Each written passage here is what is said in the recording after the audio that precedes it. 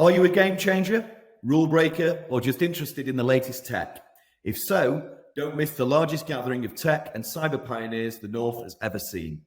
DTX Manchester is returning to Manchester Central on the 2nd and 3rd of April, bringing you the very best tech solutions from local and global providers and helping you stay at the cutting edge and solving tomorrow's problems today. As part of Manchester's Tech Week, DTX Manchester is definitely not one to miss, powering the Northern Tech Revolution. This is Secure Cyber Connect podcast with Adamson and Warren Atkinson, where we're joined by information cybersecurity, technology and talent acquisition professionals who share their journeys, unique perspectives and offer advice and guidance. Our topics on this episode will be stories as a gateway to cyber safety for young children. Today we're delighted to be joined by Wendy Goucher. Wendy is a cybersecurity consultant at Arcanum Cyber, where she supports many different areas of government, specialises in risk and assurance with a more business-focused approach as opposed to purely technical. Wendy's proudly recognised as a chartered professional by the UK Cyber Security Council and a chartered fellow of the British Computer Society and on the committees of DCS Women, ISSG and Diverse IT. And this year was hugely honoured to join the BCS Council and the BCS Community Board. Wendy is also a freeman and apparently told they don't have free persons of the Worshipful Company of Information Technologists. Amongst Wendy's many accomplishments, she has written 3 cyber textbooks, a history book, as well as her cyber safety stories. She's extremely passionate about her cyber safety books, to both lower and upper primary schools, with the Netti in Cyberland series, and also Eesha and the Mud Monster mystery. Wendy also loves to write cyber safety short stories for retired community who will no longer be able to gain access to training from their workplace anymore. These feature Canon Joseph Doyle and are set in an English village with a small company of characters. They aim to blend both cyber safety with humour and story form, because that's how we're trained to learn from the youngest and I guess in our senior years also. Wendy, welcome to the Secure Cyber Connect podcast, and thank you for joining us today. Thank you for having me. It's really good to be here. So we always kick things off by just saying if you could very briefly give us a high-level overview on some of the key themes we'll be exploring in our discussion. I think the key thing for me is about story. Everything is about story. As our children grow, they learn not only history, but they learn about their family, they learn about how to behave, they learn about their culture. All of these things we teach them by story, and often verbal story as well, storytelling, because especially in the UK, or in England anyway, the ability to learn to read is relatively, in historical terms, quite new for the masses. It's different in other cultures, but certainly it was, for example, Bibles and things were in Latin and were transposed and explained by people who could actually read the darn things. Thankfully, they're not anymore because I can't read Latin. So, but that's where I'm passionate, because it's kind of like blending, I don't know, something really, really special, like, I don't know, whiskey and water. I live in Scotland. There is a thing about whiskey and water. I don't drink anymore, but when I did, I didn't put anything in my whiskey. But proper whiskey connoisseurs will tell you that you just want the merest drop of water in the top to open up the aroma. I generally didn't hang around long enough to sniff the darn thing. That wasn't really the point. But there is this sort of blend. And when you get the blend right, then you get the enjoyment. And it's the same with stories and things that we learn. When you get the blend right, then it goes in almost without realizing it. Absolutely. And in terms of, maybe sharing with our audience something you may be proud of or excited about that we're not necessarily going to talk about today, but also it isn't featured on your LinkedIn profile, for example. Yeah, I had to think about this because there's things not featured on LinkedIn that I'm not going to own up to.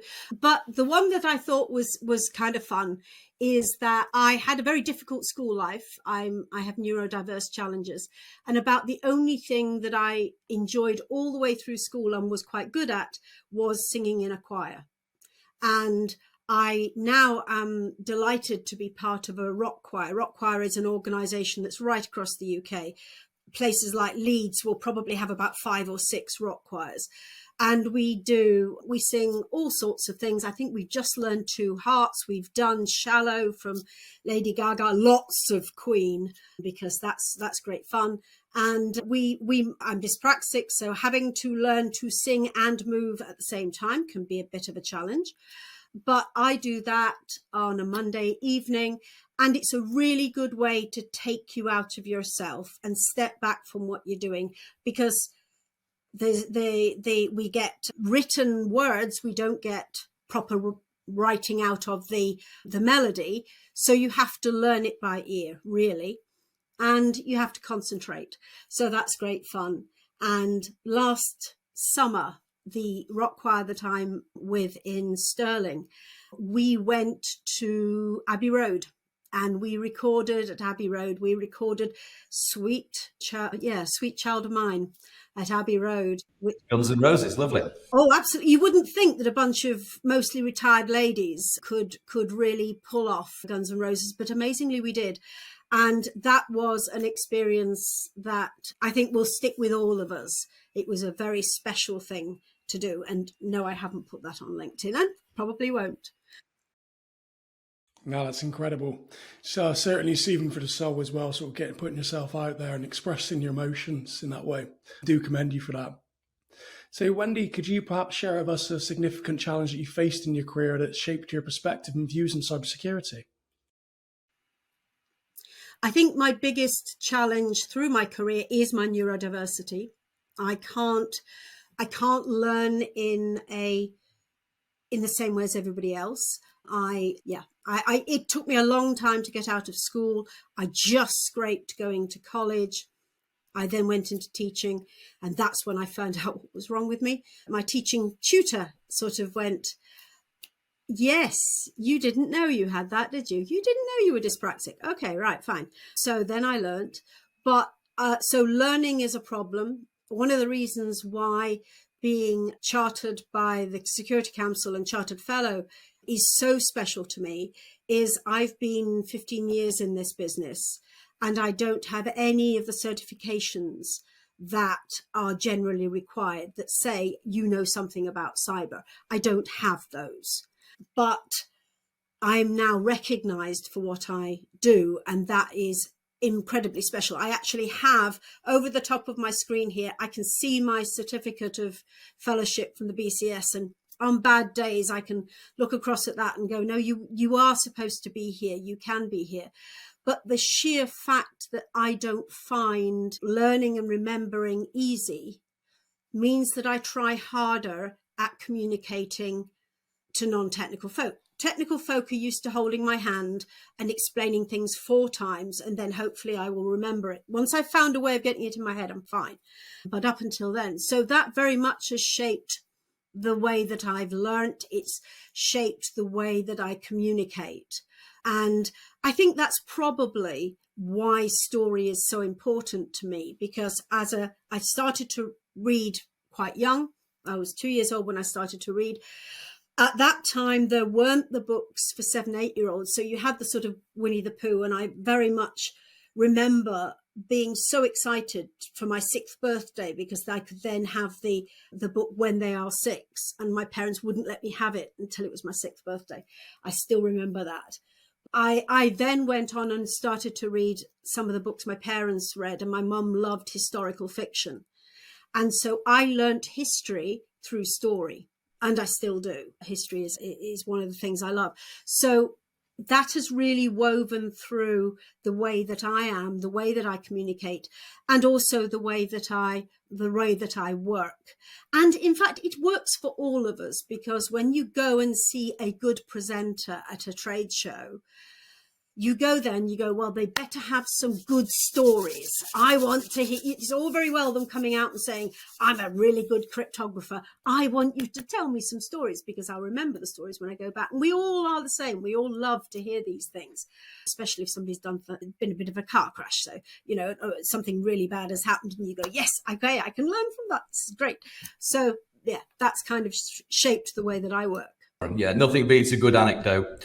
So I think one of the things we want to talk about, of course, and one of the things that we've talked about in leading up to this episode that we all, I think, are incredibly passionate about is cyber safety and within the sort of younger age group. I mean, clearly young children, for the most part, will not understand or most likely even care a lot of the time about the risks of sharing personal data online. And I've read a lot of different articles that have said that things like, maybe even youngsters who understand online etiquette, who are digital savvy, are maybe even less likely to engage in becoming victims of cyberbullying, for example. In your experience, why do you think it's crucial to introduce cyber safety awareness at an early age? I think it's exactly the same as the way that we teach children who can't even walk to cross the road safely. We take them in their buggy and we go to a crossing with the lights, and they get to sit there and we wait for the green man to come, and then they go across. When they're that bit bigger, they're big enough to press the button. Now, just for a moment, put yourself in the head of this 2-year-old. You've got a busy road with big lorries and big trucks and big cars thundering past. Even electric ones make a bit of a noise. And then suddenly this little child presses this button and everything stops. When you think about it in that way, that's a massive thing. But we don't think about that. We think, oh, well, it's part of growing up. We showed them how to cross the road. If we waited until they were going to secondary school, which is maybe the first time you let them to go to school on their own, depending where you live, it's a bit late.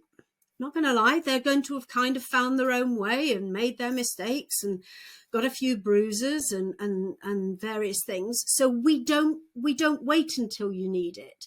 You start early. And I mean, certainly when our children were growing up, both my husband and I work in cyber, so they would hear the stories of what had happened at work. Particularly, my husband was working in incident response at one point.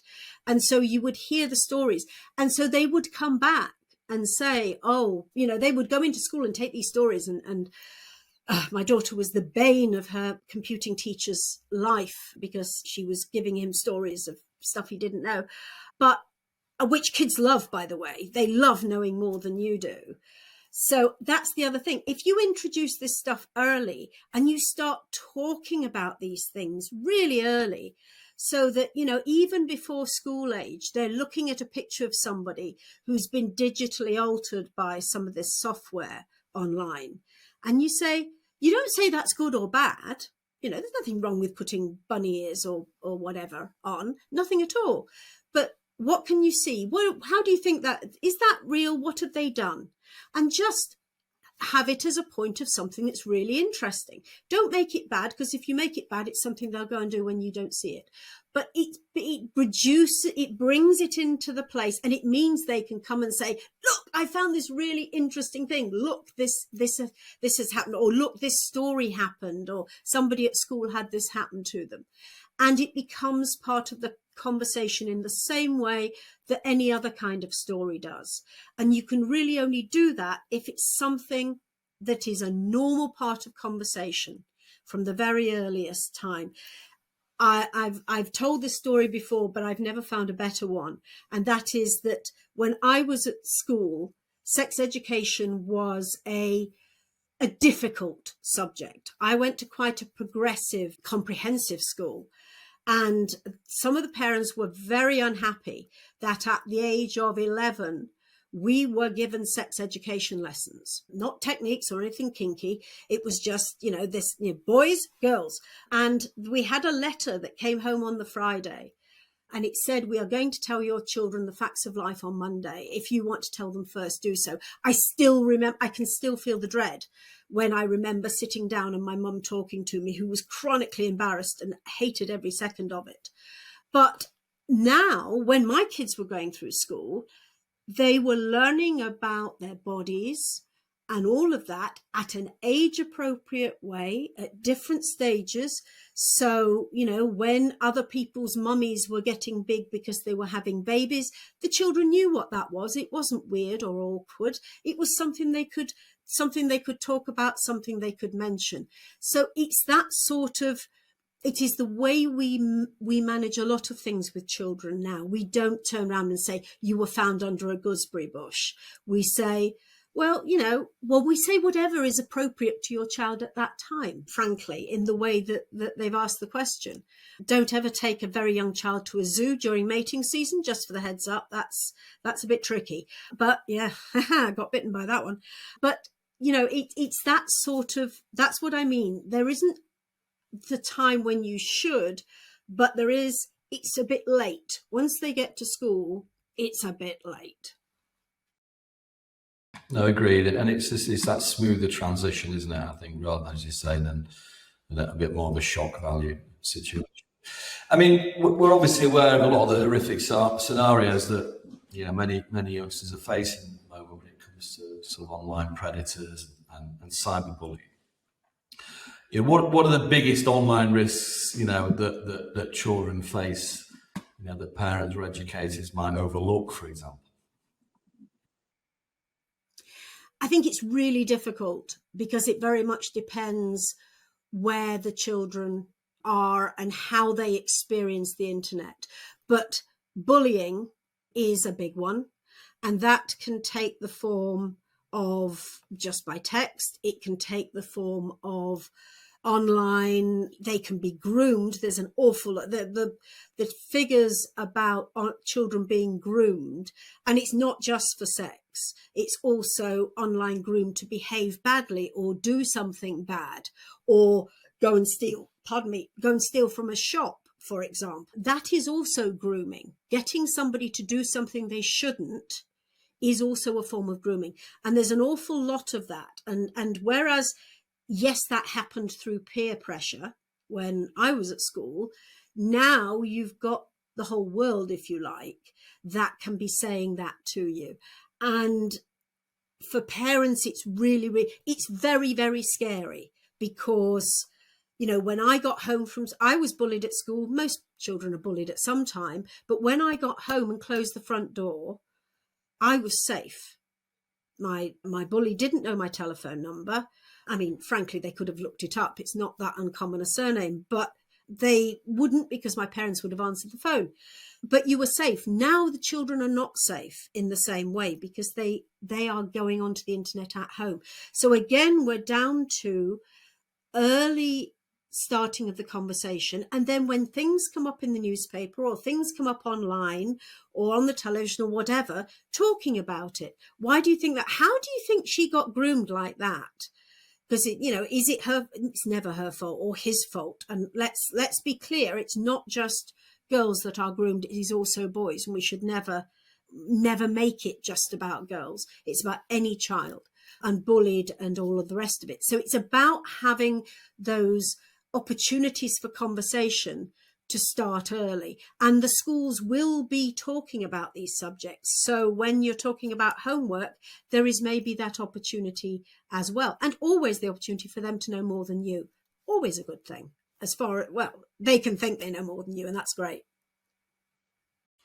Yeah, we've seen sort of organised crime and criminals, threat actors sort of target children for misinformation to sort of stir hatred and destabilise communities and local regions, for instance. But you've also seen instances when sort of threat actors, hackers are using sort of young children's platforms to essentially launder money, get access to their parents' credit card and account details, and give a promise of them getting some sort of percentage or even sort of games tokens, that sort of thing. So it is really crucial that we increase the awareness of what's going on there. It is, and it goes all through life as well. And I think that's a really important thing to remember. You and I can also be groomed. Our parents can be groomed. To do something, to to accept money or pass money on or be part of a group. It's not just about, this is not just a childhood problem that a child will grow out of. It's a through life problem. And maybe when they're in their teens, they can help their grandparents be a little bit safer. And the grandparent might be able to say, I've just seen something and I'm not sure, is that right? The phrase that always fills me with dread when I go down and see my dad once a month, and it's when he says, there's something wrong with my computer. And I go, oh God. And it turns out to be something he's had by email, and he doesn't open these things now, but they look odd to him. So we can, not only are we teaching a child to defend themselves, but we can also bring that child into a society where they can protect their friends, they can help protect their parents, they can help protect older members of the family as well. So they have an active role as well as a defensive role. Yeah, it's confidence, isn't it? I think it's absolutely 100% just in terms of navigating, all of this. It's giving them that confidence. Just on the back of that, we've grown up in a time where there's been a lot of high-profile televised campaigns. Do you think there should be more? For say on kids' programming schedules. Do you think there should be more things? With regards to cyber now within that sort of, within the TV, and I suppose how do we balance that unsettling, maybe even terrifying them with actually educating them? I think kids like to be terrified. We all like Doctor Who. It is less terrifying now than it was, but the way that the Archers radio soap opera was started up as a way to educate people in farming after the war. And EastEnders, I remember when EastEnders started, and I remember the huge outcry when they had an AIDS character. Yeah, Mark Fowler, I remember it well, absolutely. Yes, exactly. And his girlfriend, who was a drug user, and it was all over the newspapers for weeks that we shouldn't have done that.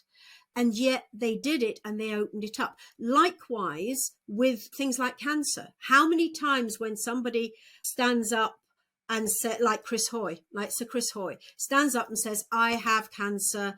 It's now doing horrible things to his bones and his back. And people, there is a demonstrative increase in men going to have themselves checked when that actually happened. And it has for other things. So I think it's about this sort of education, not being pushed all the time, but using the stories that children access and young people access, that it's part of what they see. It's not, oh, it's time to sit down and have a talk on cyber safety now. It's about cyber safety comes up in a story and or in a thing that they're watching, and then they go, oh yeah, no, and they think about that and they talk to their friends about it. And really, that's probably as good as you're going to get most of the time. If they're taking something away from a program that they're watching or streaming, then they're talking about it with their friends. That's great. That's education. It's fantastic. No, absolutely. And I think, look, the other thing as well, I suppose you could say is, if you're teaching them that sort of moral compass when it comes to cyber, we maybe also preventing them from becoming cyber criminals in the future as well. Which is important. Yes, I mean, we have to bear in mind that the internet for children is very different from especially those who are 11, 12, 13 and younger. The internet is a very different thing for them. The internet to me is a very cool, I can't spell, and my handwriting is appalling. I don't have to use cans of Tipp-Ex to try and write things. I now have something that will go, no, I think the word you tried to write is there. Although always entertainingly, occasionally it goes, I have nothing. I have no idea what word you're trying to write there, my friend. Try a different word. So, but it's a tool for us.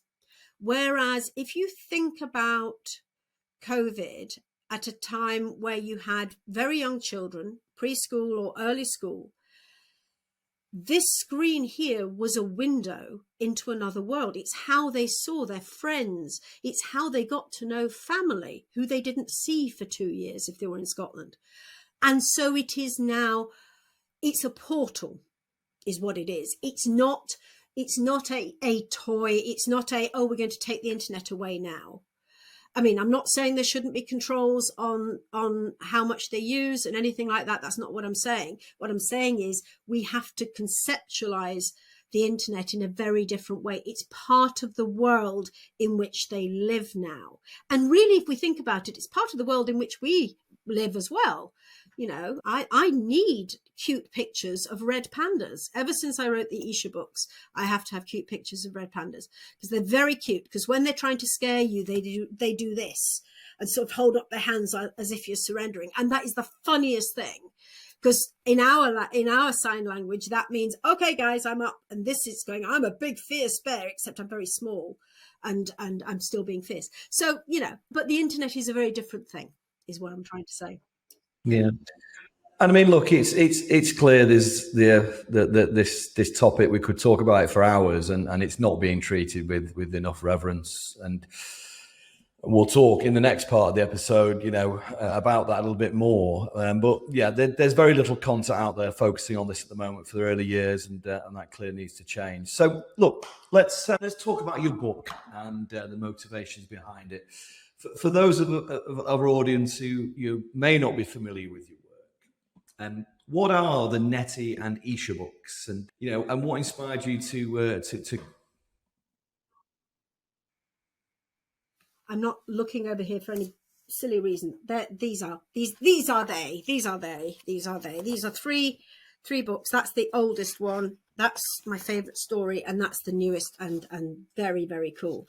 But these stories came out of me being on a project in about 2011. It was another one of those, you've got 6 weeks to write teaching material for all the schools in this Middle Eastern country. They have 2 weeks a year. Every child from the age of 6, when they first go to school, through to 18, need 2 weeks worth of stuff. Go.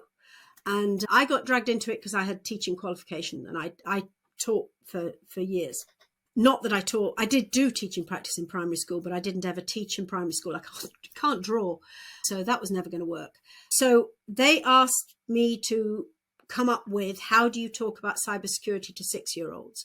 Now, I had a problem in that I had and still haven't ever been to that country out in the Middle East. I've never been there. I do not know anything about their culture, which was demonstrated because I wanted there to be a wizard called Berners-Lee, and I was told quite firmly that you couldn't have a wizard. That was not something in their culture. And I'm going, that's really sad, but okay. But I had to come up with stories about that almost put them into a magical land so that they could start to look at threat without it being threatening. Because the beauty of stories for young children, and we see this in Milne, but we also see it in Hans Christian Andersen and the Brothers Grimm, is that you've got stories which are entertaining, but they have other things behind them. Andersen and Grimm, very especially, telling you how you should behave, what happens if you're mean to people, and all this kind of stuff. So I used this idea to create these stories. And then my ADHD brain takes a while to get started, and then it's a bit like a super tanker. It doesn't stop. Once it started firing out ideas, I manage it better these days than I used to, but it used to bounce around. And about 9 months to a year after I'd finished this project, I was sat having a cup of tea with our local cartoonist, Jim Barker, who draws for the local newspaper. And he'd done cartoons for us for our presentations, because I like pictures on presentations, not lots of words, because I don't like the temptation of turning around and reading off the board, because that's what the audience is for. So I have pictures. So he used to do a lot of that. And I said, look, I've got this idea for this girl, and she's going to be inside a bubble, like Lost in Space was, I didn't remember it very well, but that had a very cool robot with a little spinny thing inside his head. And I thought we could do something like Robbie, that. And, Robbie the robot. Robbie, that's it. Yes, thank you. Well done. And so that was the basis of the idea. And Jim came up with Netti, and Netti, of course, being a sort of internet pun thing. And I think he may even have thought of the name, if I'm honest.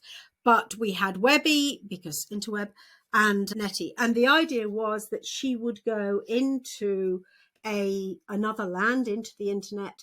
And I had a rule, I still have a rule, that Netti never leaves this bubble. So whatever happens, she's never frightened. So, for example, in the middle of it, she goes into a wood where she shouldn't go, right?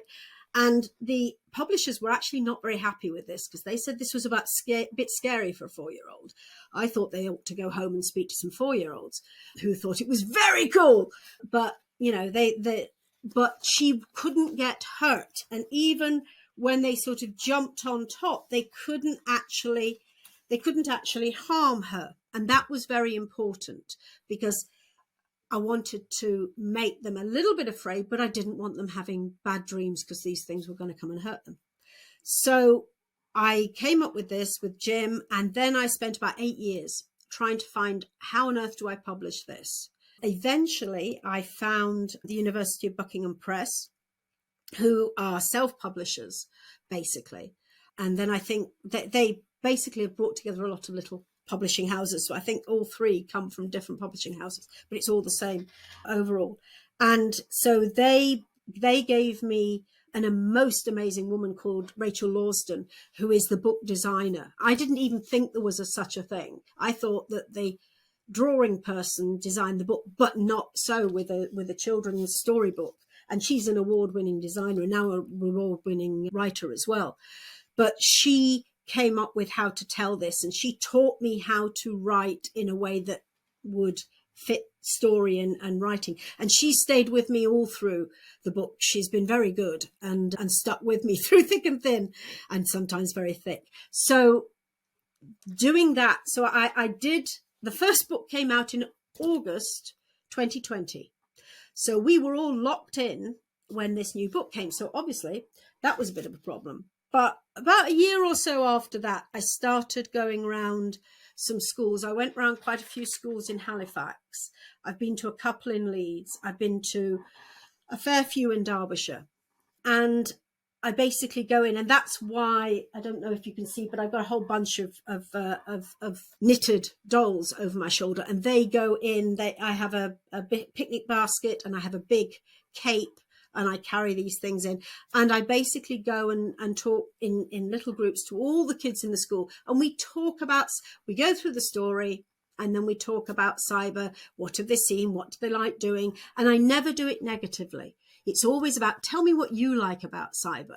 Tell me what you like to do on the internet and things like that, and make it normal for them.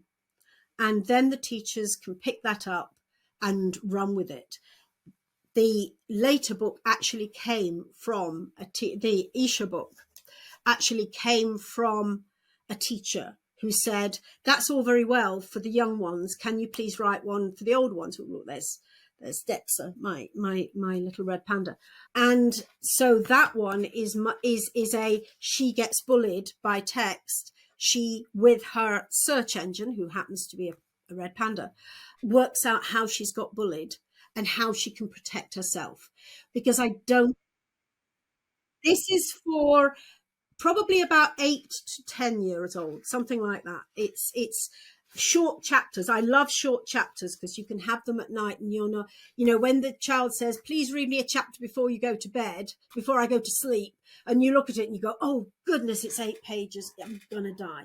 My dad used to fall asleep when he was reading stories to me if it had been a long day. So I've made short chapters in this. And it also means that children that are reading can read a chapter and feel good about that. So this actually grew. This was a story. And this is the one that won the Cyber Book of the Year at the Real Cyber Awards in Leeds, which are positively... I was going to congratulate you on that myself, and Jay, a pleasure of joining you at the table, didn't we? Thank you. Yes. Yeah, we were a fantastic evening, Wendy. Richly deserved as well. So I mean, they are amazing. It's an amazing event anyway. And the sheer fact that they don't award prizes if they don't have any people applying for them that they think merit them. I just still find that I've written textbooks, as you said, and the idea that this one against some poor sod who probably spent 3 years grinding through a textbook made me feel a little bit guilty as well as incredibly proud. But yeah, I was very lucky. You see, all these books, all of the books are all teamwork because you have to be. And my kids who were adults, when they told me that I was going to write this, because my niece and her husband are teachers, and they're the ones that told me I was going to write this. Kids went away for the weekend, came back and said, "You're writing a book." So I said, "Oh, fine. We don't know what it is, but you're going to write it." Okay, right, fine. And by the way, if you make it another brown-haired white girl, we'll never speak to you again. And I went, tempting, but no. So I have a lady called Taluchin, who I went to school with, who came across in the 1970s. And I asked her to create a character for me and give her the name. She gave me the names that she would call her parents and her grandparents and things like that. And I've even got a beautiful picture. Oh yes, it's a beautiful picture of the grandmother, and that's the real Eesha's grandmother in there. And it actually does look like her. Laura is an amazing artist. So all of these things, all of the books, it's all about teamwork, which is great, because if people are illustrating and looking at it, you want the best. If I tried to do this, the writing might be okay, but the rest of it would be fairly crap. But if you get the best of all, and you get a good book designer and you get a great illustrator, then you're really cooking with gas. Yeah, that certainly makes the books more engaging and, of course, memorable. So appreciate you sharing that. And on the topic, obviously, storytelling, especially when it comes to cybersecurity education, I know you've gone over a few reasons why you believe this effective method for teaching cybersecurity. But at a fairly high level, could you give us the top 2 or 3 reasons why? And could you perhaps share with us other examples of your Nettie and Eesha stories that have taught important cybersecurity lessons? Maybe another 2 or 3. Well, yes. I mean, I think the most important lesson is this one, which is actually, I think it's 1978. No, it can't be that early, but it's an early cartoon that you can find that basically says, on the internet, nobody knows you're a dog. So, I'm a fairly literal person, and that's what I did. And this is the most important lesson anybody can learn online, is that on the internet, you just don't know who somebody is. And all the more so when you come to sharing pictures and stuff like that and meeting people online, you just don't know who they are. And basically, Grandpa's dog, Charlie, fell into the iPad. Her fault. She did not lock the iPad when she walked away from it. So there is a discussion about her responsibility there, because responsibility around the internet is something we teach from the youngest age. You are doing this. It is also your responsibility to make sure that your little brother or sister doesn't break it or get into it. But she leaves it. Charlie the dog decides he wants to go in. This is a picture that she took in an earlier incarnation, and he's managed to get himself his own sort of Webby, and he goes along to this lovely party. And yes, what happens is he sneezes, and the whole darn thing gets spoiled, because one of the important things for small children is things getting spoiled. If you listen to children, I don't want my brother or sister playing with that toy, they'll spoil it. Or I don't want them coming to my party, they'll spoil it. So that gets spoiled. And then she's very, very upset, and she's upset with Charlie. But the rabbits, simple wee things, didn't realize. They're sort of sitting there going, but we thought that was Netti because we can see this. And so this, I think, is an absolutely crucial lesson. And it's one that we just can't say often enough. And in fact, I've used it in a number of different ways with the stories for seniors as well, because you have somebody popping up on Facebook saying that they're somebody you went to school with. Well, I must admit, when some people, especially girls, I don't recognize their name because they've changed it at least once since they was at school. I have no idea who they are, because they were called Karen. Well, that's an unusual name. Certainly was when I was at school, not. So it's making yourself, it's giving yourself a sort of, oh no, wait a minute. And, let's be honest, reading this with a child, and children have a tendency to want things read more than once. When I gave this book to my cousin who had a young child at this point, she sent me a note after Christmas, because I sent it to Fox for Christmas. And she said, I love you and hate you with equal relish. She said, we have read this book about 11 times in 2 days. And I hate it and everything that's associated with it. She got over it.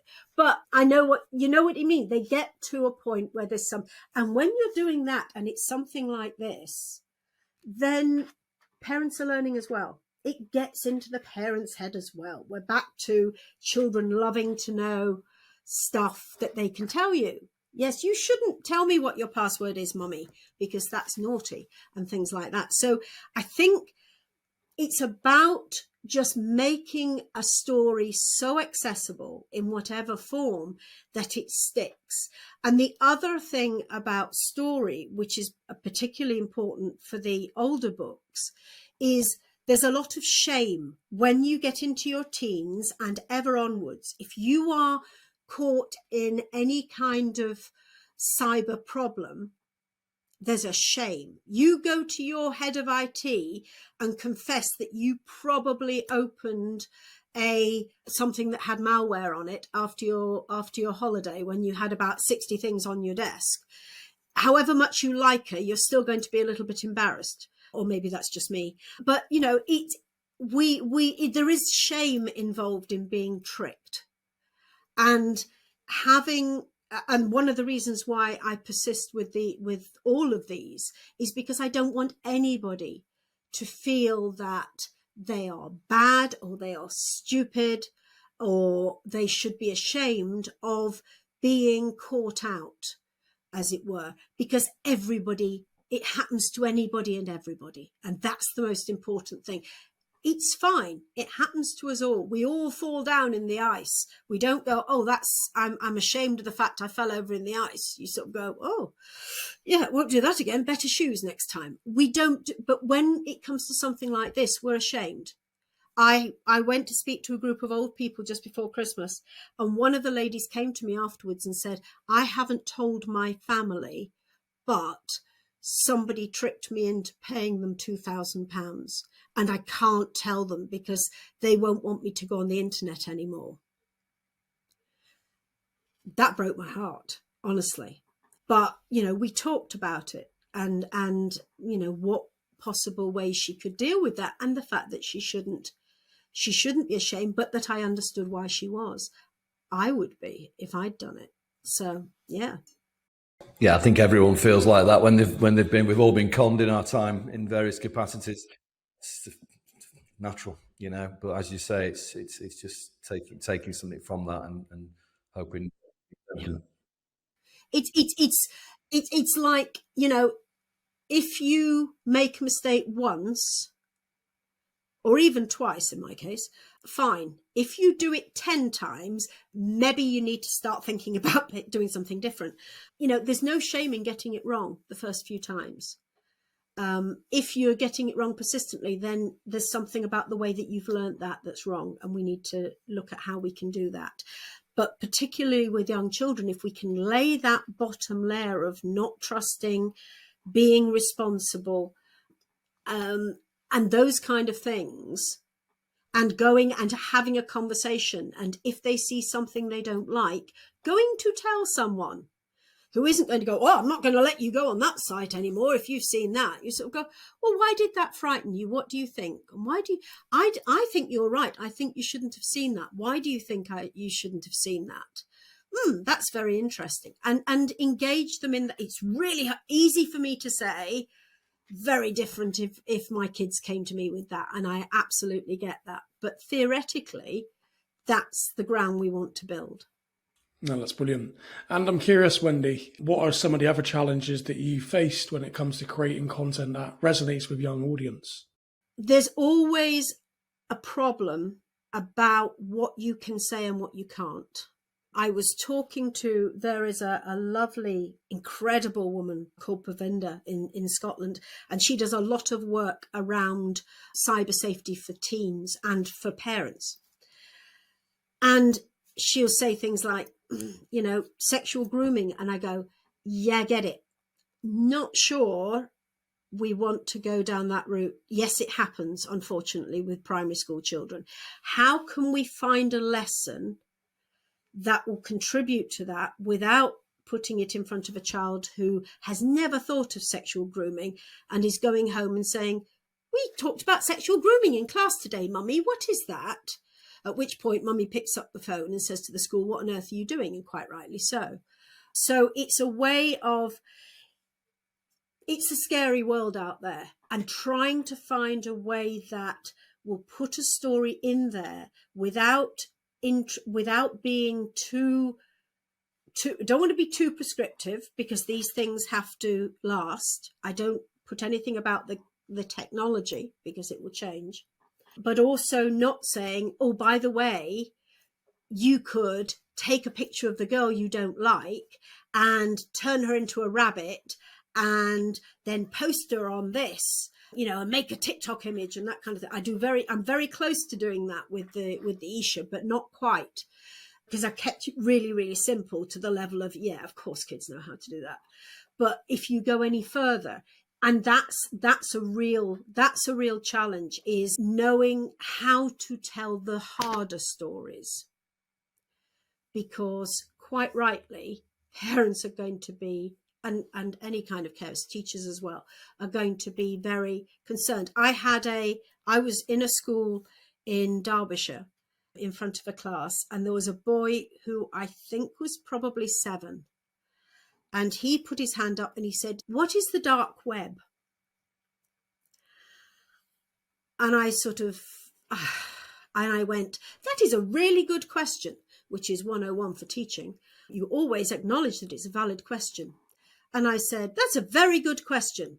And then I went on to a different question. And I caught the eye of the teacher and went, that one's your problem, because that boy's heard that somewhere at home or on something. I'm not going, because if I'd started to talk about the dark web, most of the kids in that class wouldn't have had a clue what I was talking about. And in order to get it down to where they would get it, I'd be teaching them things that was not age appropriate. So that's and I think that's a very difficult thing for teachers on a day-to-day basis that they have to wrestle with, because a lot of the material they have is teachy. And I think sometimes that's why stories are different, because you can kind of come away from being teachy for a while. I mean, that's why I went off to learn to be a storyteller before I went into schools, because I knew how to be a teacher and I didn't want to be teachy. So I went and learned from a bunch of actors. It's a very good way to learn, I tell you. But yeah, that's what I would say. That's a challenge for me all the time, is what is appropriate for me to say and how am I going to do it? And I have another Netti book in my head. Not quite sure about the Eesha book. I really do have to sit down with a couple of other experts, because it's slightly older, and have a discussion with them and see if we can come up with something that will work while not being inappropriate. No, it sounds like you're being really responsible for the content that you're putting out there. Not enough of individuals are actually doing that, and you're drawing from a network to ensure that you're making informed decisions in that respect. And of course, we've covered the design and development challenges that you faced. I know myself and Jay were keen to discuss with you today about the publishing, distribution, and financial barriers that you've perhaps faced since launching the book. So could you tell us a bit about the hurdles that you face when it comes to getting the book published and, of course, widely distributed? Yeah, that is my problem. Basically, in order to self-publish, which at the beginning, being naive, I didn't realize I was self-publishing. I just thought I was paying for being published. It's not quite the same, but it's a wodge of money.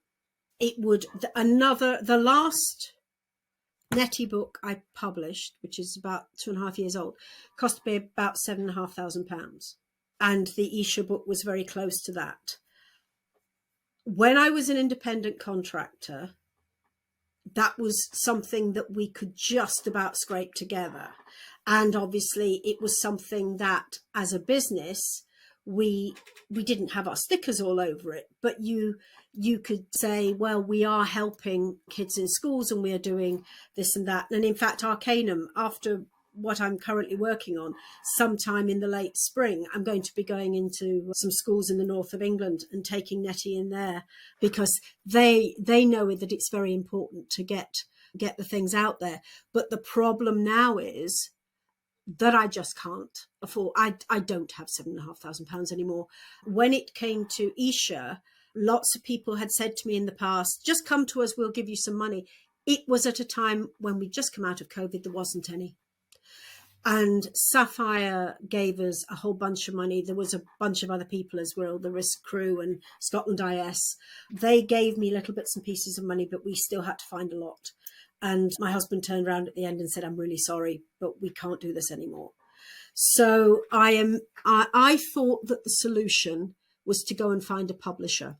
And it was suggested to me that what I actually want is a publishing agent. And I've had one of these in the past. One of the books was because an agent approached me and said, what do you want to write as a textbook? And I told them and they said, write it then.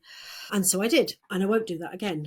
But I've been to a whole bunch of these agents, and they're either know a lot about kids' books, but not about cyber, or the publishing houses publish cyber, but not children's books. So that's just not going to happen. I've been through everybody I can find. That's not going to happen. So all I can do now is look for funding from organizations who can help, because that way we can carry on. Because one of the saddest things when I'm talking about these and the impact that they have is that I don't think, I fear that there won't be any more. And there are so many issues that we need to be talking to small children about. And as I said, I have the next one mapped out, and I will use the same book designer and the same illustrator as well. So that's what I'm not expecting anybody to put in their pocket and go, oh, here's £7,000. But, 7 organizations that can give me, or less and less. I just need, this is too important for it to disappear. And, you only have to see one child who has been traumatized, or one parent, even worse, and I've met them, who feel that because they did X or didn't do X, their child ended up in a very difficult situation, and then they didn't know what to do or who to go to. When you only have to face one of those for it to be very, very meaningful. And I have to say, I want to be positive. I want to hope that people will come and say, please put our logo on the front of your book. Fine. No problem with that. I think people should see that larger organizations are sponsoring and promoting good cyber education right down to the youngest kids, because these kids are going to be knocking on their door in 17 years looking for a job. So they want them to have been educated from the youngest time. So that's my challenge. That's what I'm looking for. I try and be positive. As you guys know, there are days when I'm less positive, and it's hard because you turn around and go, I don't want to think that this is all there's going to be. And I really hope that I'm wrong or that I'm right, and there are people who can help, because it's children deserve to have a childhood. I certainly agree with you, and that's something myself and Jay are really passionate about, and we strongly believe in your vision, and we hope today's sessions sort of shine a light on your journey, what you're doing, and the impact that this can have in the future. And for our listeners, I'm sure a lot of them are probably asking themselves this question: Have you ever explored or considered alternative funding routes such as crowdfunding, partnerships, and of course, sort of external support? Yeah, I tried crowdfunding because during COVID, we did my husband and I did an awful lot with Kickstarter. So I thought, great, I'll go to Kickstarter. Oh my goodness, talk about abuse. I have never come across anything like it. I was getting daily emails from people saying, if you don't give us this amount of money so that we promote your Kickstarter, it will all fall over and it will all be your fault. We need $2,000. And it was horrendous. And I've part of the problem is because I'm not a company that is producing these books, getting a grant from people. I mean, Scotland IS gave us a piece of money, but there are lots of other organisations that can do that. Rich at Risk Crew did, and obviously Vernon Poole at Sapphire was a big player in that. Actually, the normal funding routes, there are things, but because it's not a business, because it is, if you like, a hobby, I'm not really, as far as I can tell, and people who know about this stuff have looked at it for me, it's very difficult to get funding because it's not my job. It's my hobby. Of course it's my job, but you know what I mean? It's my hobby. So yeah. So that's my fear. And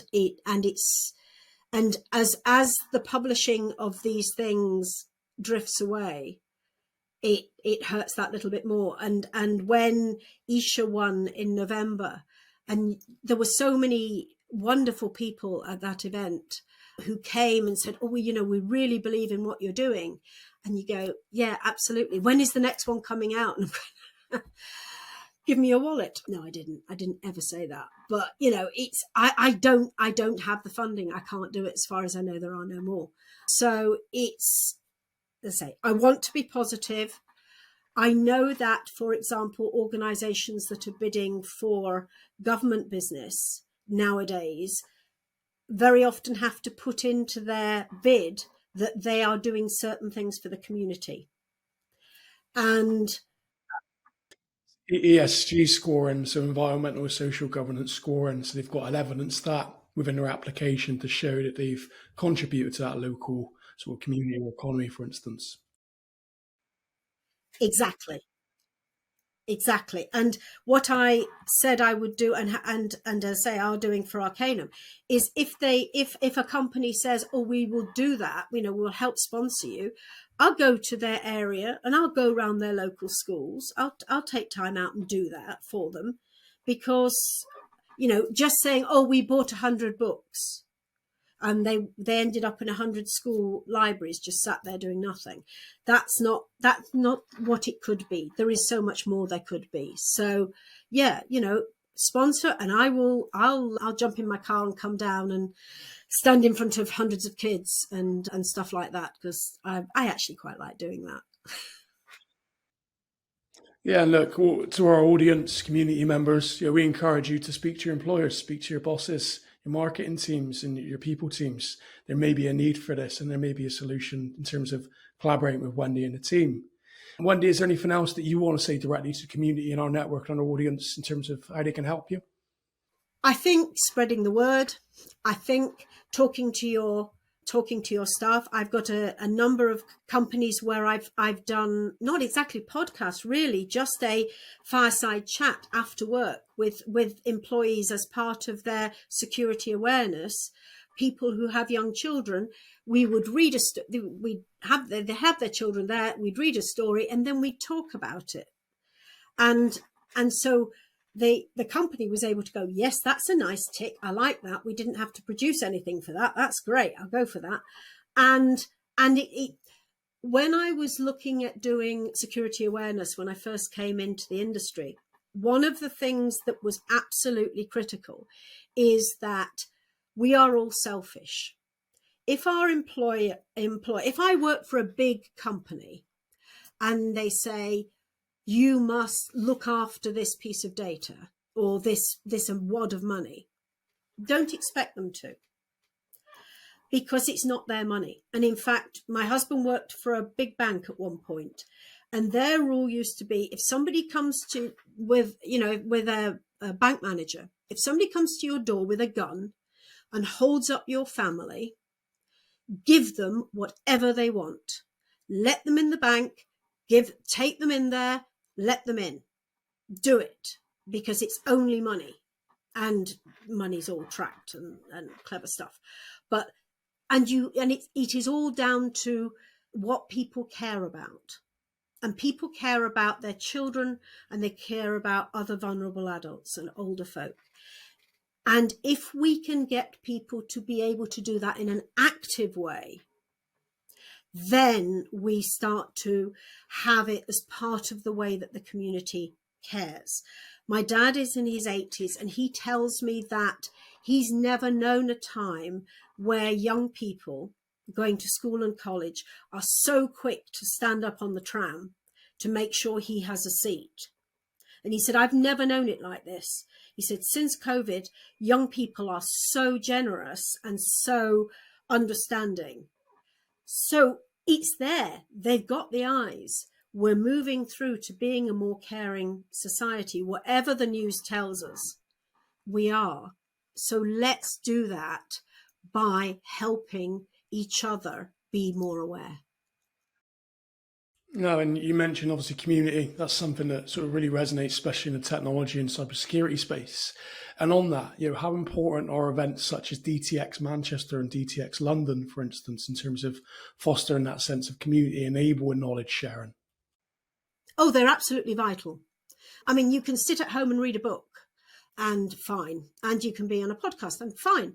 I do go to my employers and say, you're going to let me go to these events, because I'm not the tech, so kind of not the target audience really, but they do let me go because they know that me going, having the opportunity to sit with people and go to a stall, for example, that's talking about cyber cloud safety.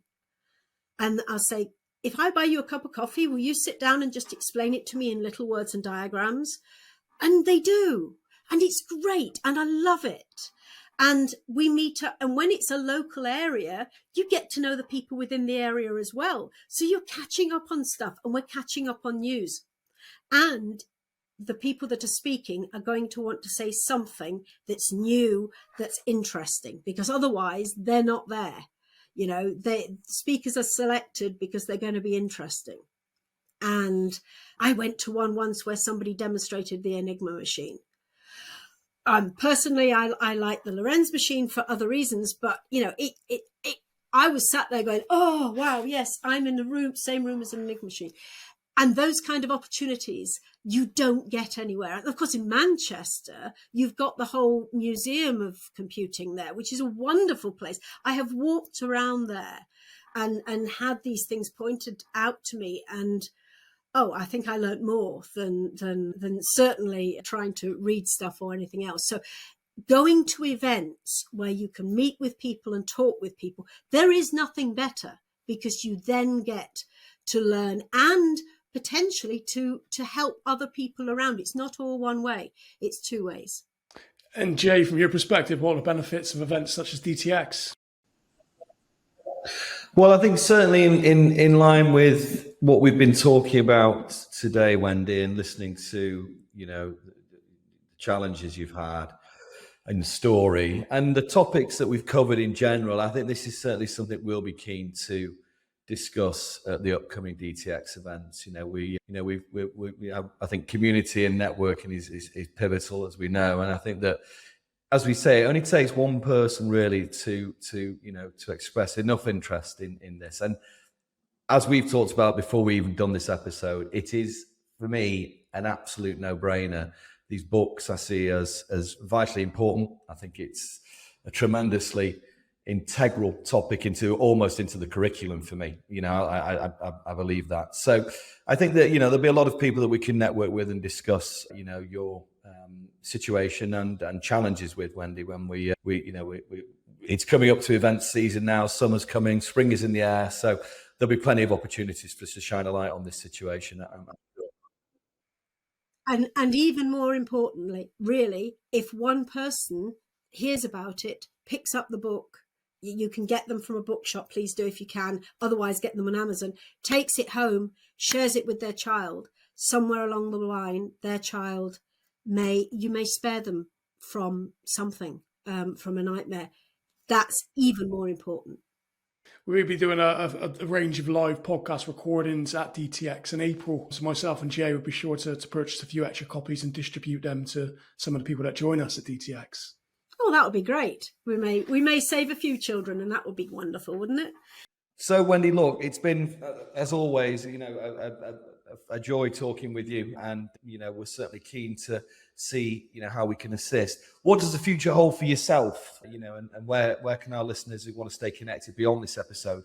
Where can they reach you? For me, I am incredibly fortunate that after years of working for myself, I have now found my tribe. The people I work for at Arcanum, I've known them for years. And some of the people there are crazy smart. So they don't just give me, Wendy, do this. They go, we're going to stretch you just a bit. And I go, no, I can't do that. And they go, Wendy, they'll look after you. It's fine. You're fine. And they just stretch me a little bit. And then they let me go back and go and talk to some kids and stuff. So I'm very, very fortunate. And I see that continuing as long as it continues. And I continue to work with particularly the neurodiverse community. That's something that I was a late diagnosed ADHD person. So that's something I'm still learning about and learning that actually I'm not stupid, which is a label I have learnt and lived by for all of my life. But it happens. It happens. And so I work with some people along that way. And so I want to continue doing that. I am in the later part of my career. So it's now time to give back. It's now time to share what experience I have and hopefully inspire some people going forward. Because it's about what you are. It's not about, I must make myself a tech before I can be in this business. It's about bring who you are and then work that out. And that's the most exciting thing. Yeah, absolutely. Sage advice for a lot of people, I think, that, Wendy. Look, thank you. Huge thank you. It's been a fantastic episode.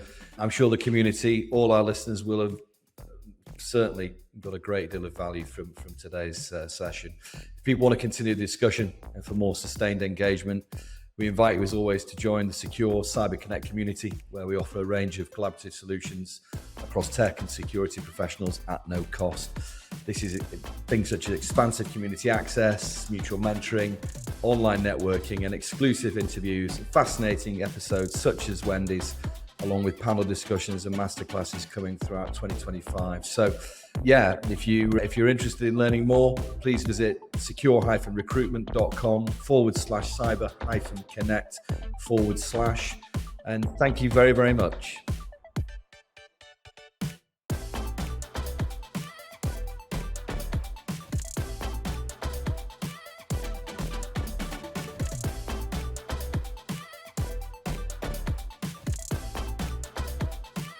The Secure CyberConnect community invite you to join us at DTX Manchester on the 2nd and 3rd of April. We look forward to seeing you there.